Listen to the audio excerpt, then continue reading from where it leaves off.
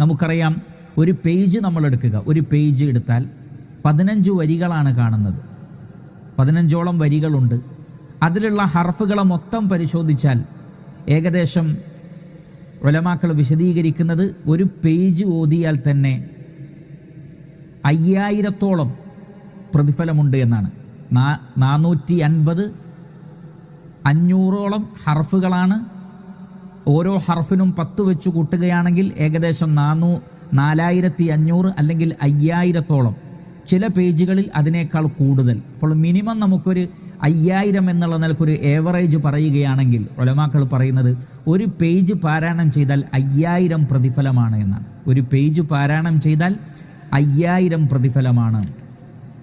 ഒരു ജുസ് പാരായണം ചെയ്താൽ ഉലമാക്കൾ പറയുന്നത് ഏകദേശം 1,00,000ഓളം പ്രതിഫലം ലഭിക്കുമെന്നാണ്.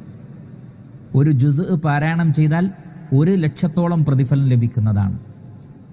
ഖുർആൻ മുഴുവനും ഖത്തം തീർത്താൽ മിനിമം 3 മില്യനാണ് പ്രതിഫലം. 3 മില്യൺ പ്രതിഫലം ലഭിക്കും ഒരു ഖത്തം തീർത്താൽ.